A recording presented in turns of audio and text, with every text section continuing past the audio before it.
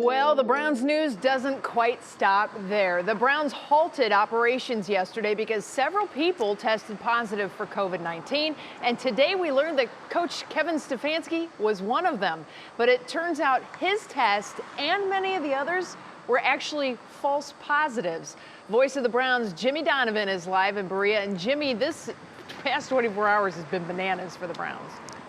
It really has. I have to tell you, this training camp, it's not going well. It really isn't. There are a lot of obstacles for the Browns right now. We'll tell you about the injuries a little bit later on. But yes, yesterday was a total chaotic day. Imagine in the morning, the Browns found out that a double-digit number of players, coaches, assistant coaches and support staff all came back with positive tests for coronavirus. But then as the day progressed, it was found out those were false positive tests. And it was a problem that stretched across the NFL with a number of teams, not only the Browns, because of one laboratory that the NFL was using in New Jersey. There was a hiccup there, and they were sending back false positive tests. Kevin Stefanski, imagine, he got the call early in the morning, you tested positive. So you cannot come to Berea. We're shutting the facility down.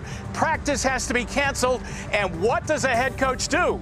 Well, he left home because his wife and 3 kids are living there. He was worried about them, and he was wondering about his own health. When the call came back, it's probably a false positive. And it was, and now he's okay, as are all of the other players and coaches and support staff. They have all tested negative twice, and so they're back in medical good standing. But it wasn't a fun time for the head coach. Not fun, but it just reinforces my feelings, and I told the team this. Our mentality and my mentality is, number one, you don't want to get this, and number two, you don't want to give it to anybody. So that is why we are so strict about the protocols.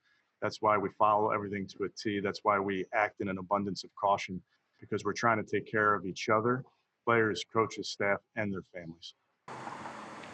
So on the bright side, Betsy, the Browns feel their protocols worked, and they worked perfectly for an emergency situation like this. So this was kind of a dress rehearsal. Thank heavens, only a dress rehearsal, and it wasn't more serious than this if it did happen in the regular season. But for the NFL now, this is a concern that you have a laboratory sending back false positive tests, and they have moved immediately to right that wrong. Now, what just happened on the field was not good for the Browns today. They have lost their young safety that they drafted in the second round. Grant Delpit looks as though he has torn his Achilles tendon, and it doesn't look like he'll play this year. And the Browns are having a tough time, Betsy, on the field with bad injuries to key players.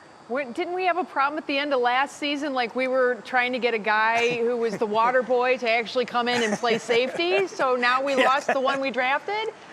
Yeah, that's probably, that story seems like it puts a light bulb off in my head. Yes, that was a bad position for the Browns last year. They felt they had answered that position by drafting Delpit. He went down in a non-contact drill, in a back pedal defensively, and it just popped. And he was beside himself in pain and disappointment.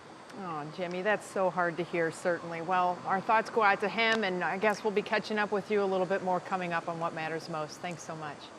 You got it. Romney.